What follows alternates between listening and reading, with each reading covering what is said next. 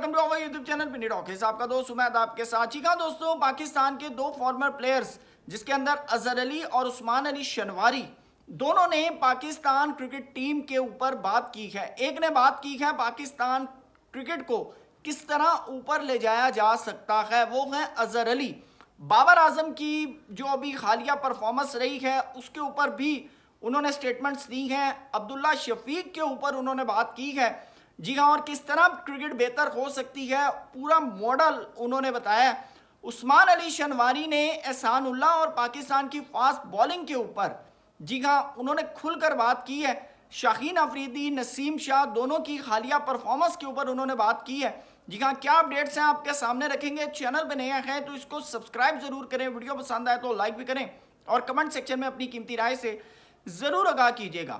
جی ہاں, اظہر علی نے سب سے پہلے بات کی ہے دوستوں. انہوں نے کہا ہے کہ پاکستان کرکٹ ٹیم ابھی جو حالیہ آپ نے ایک طرح سے سمجھ لیں آکسیجن پرووائڈ کرنی ہے اس حالیہ سیٹ اپ کو چلانے کے لیے جو اس وقت ہماری ٹیم کی پرفارمنس ہے.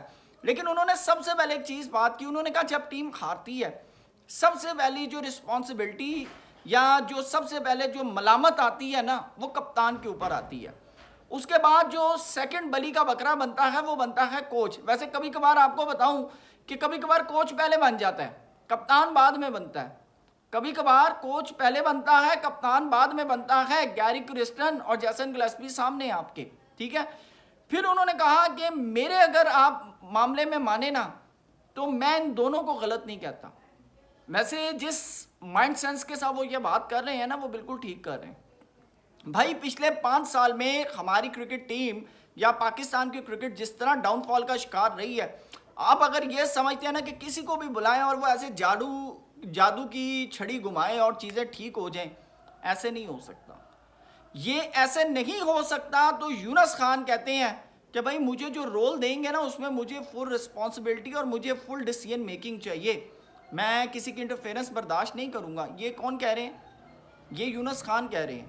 تو اظہر علی کا بھی یہی مائنڈ سیٹ ہے کہ بھائی سوری کہ آپ کسی بھی چیز کے اوپر رسپانسبل کوچ اور کپتان کو نہیں کر سکتے. آپ ابھی آکسیجن پرووائڈ کرنے کے لیے اگر آپ نے ایز اے پلیئر آپ نے اگر کسی کو اپ اینڈ ڈاؤن کرنا ہے, کسی کو باہر بٹھانا ہے, کسی کو کھلانا ہے تو اٹس اوکے. لیکن آپ کوچ اور کپتان ہر سیریز ہر 3 مہینے کے بعد نہیں بدل سکتے. وہی بات جو ہم بات کرتے ہیں, کنسسٹنسی چاہیے بھائی, کنسسٹنسی. ساتھ انہوں نے کہا کہ آپ کو لانا پڑے گا 5 سال کا رول ماڈل, 5 سال کا ایک پراپر پلان ہونا چاہیے. 5 سال پلیئر کو, کوچ کو, کپتان کو کنفرمیشن ہونی چاہیے کہ میری جیسی مرضی پرفارمنس رہے بھائی میں ٹیم میں ہوں.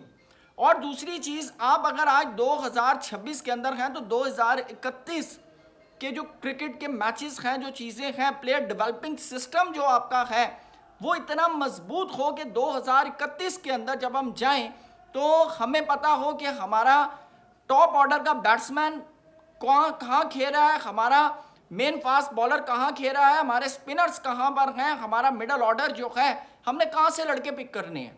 انہوں نے کہا کہ ہمیں اس طرح کام کرنا چاہیے اور اگر ہم اس طرح کام کریں گے تو پھر آنے والے دنوں کے اندر ہم پاکستان کرکٹ کو اس جگہ پر لے کر جا سکتے ہیں جہاں پر آج دنیا کھڑی ہے اور پھر ہم دنیا کو بیٹ کر سکتے ہیں. اظہر علی نے پراپر ایک رول ماڈل بتایا ہے. میرا پرسنلی اوپینین ہے کہ بالکل ٹھیک بات کی ہے. لیکن اس کے لیے سب سے پہلے بات وہی ہے کہ جس کے اوپر ہم ہمیشہ بات کرتے ہیں. آپ ہمارے کسی بھی فارمر پلیئر کو پکڑیں نا, اسے پوچھے سر, وہ کہے گا grass root level. Grass root level میرے خیال سے 2 ورڈ پاکستان کرکٹ میں بہت یوز ہوئے ہیں.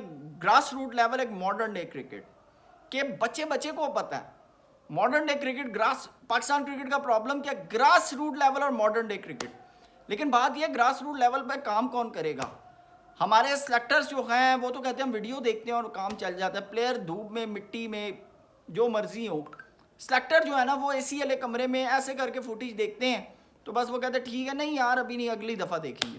تو یہ ہمارے ساتھ ہوتا ہے. لیکن اظہر علی نے جو رول ماڈل دیا بالکل صحیح دیا ہے. لیکن ساتھ انہوں نے بات کی ہے عبداللہ شفیق کے حوالے سے. انہوں نے کہا دیکھیں عبداللہ نے نا کم بیک کیا ہے.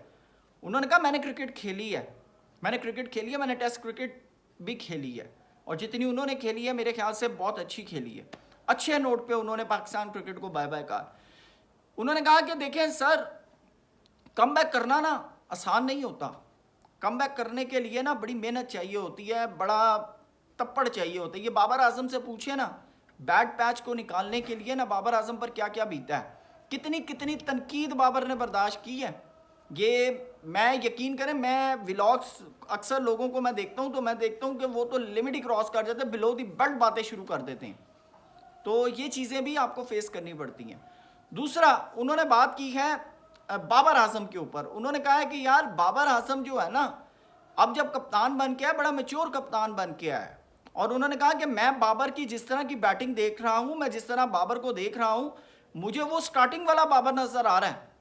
اور بابر نے جتنا بیڈ پیچ برداشت کیا ہے, تو اس سیریز میں اگر بابر نے 100 نہیں کیا نا, تو مجھے امید ہے کہ انگلینڈ والا جو ٹیسٹ ہوا ہے جو ہمیشہ پاکستان کے لیے اچھا رہا ہے, اس کے اندر بابر کرے گا ضرور. اور یہ میرا بھی پرسنل اوپینین ہے کہ بابر اعظم جو ہیں وہ آپ کو ماشاءاللہ بڑے زبردست قسم کی فارم میں ہیں. بابر اعظم نے آج انسٹاگرام سٹوری لگائی ہے, بڑی زبردست, یعنی کہ اچھی فارم میں لگ رہے ہیں, اور ہوپ فلی بابر اعظم جو ہیں اس کے اندر آپ کو رنز کر کے دیں گے انشاءاللہ. تو بہرحال عثمان علی شنواری جو ہیں جی ہمارے, انہوں نے باقاعدہ طور پر انہوں نے بھی بات کی, انہوں نے بات کی ہے فاسٹ بالنگ کے اوپر. انہوں نے کہا یار یہ پاکستان کے اندر یہ کیا آپ لوگوں نے سٹارٹ کر دیا ہے 140 150 100. انہوں نے کہا اگر ایک پلیئر ہے, اگر اس کی 125 پہ بال سوئنگ کر رہی ہے اور اگر وہ وکٹس لے رہا ہے تو اٹس اوکے نا یار. انہوں نے بلکہ محمد عباس کے اوپر بات کی کہ آپ نے یہ 150 کے چکر میں محمد عباس کے 3 سال ضائع کر دیے.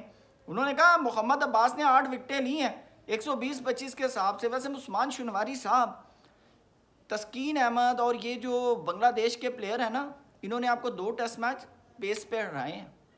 یہ آپ کو بتا دوں, جہاں پر بال موو نہ ہو رہا ہو پھر وہاں پر کیا کریں گے. سوال میرا آپ سے یہ ہے, جہاں پر بال موو سیم نہیں ہو رہا ہوگا, جہاں پر بالکل فلیٹ پچ ہوگی اور بالرز کی سپیڈ کے سپورٹیو ہوگی, تو آپ پھر وہاں کیا کریں گے. وہاں پہ بیٹر تو آپ کو پارٹی وکٹ پہ تو دھوئے گا, ایسا دھوئے گا کہ آپ کو لگ سمجھ جائے گی, آپ کو ملتان والا ٹیسٹ بھول جائے گا جہاں پر نسیم شاہین کو رگڑا لگا تھا. یہ میں آپ کو بتا دوں. آپ بہرحال آپ جس وے سے بات کریں آپ بھی ٹھیک کریں, لیکن میں جو بات کروں آپ اس پر بھی روشنی ڈالیں کہ جہاں پر پارٹی وکٹ آ گئی نا, موٹر وے ٹریک آ گیا, وہاں پھر آپ کو لگ سمجھ جائے گی اگر آپ کی بال سیم نہ ہوئی تو.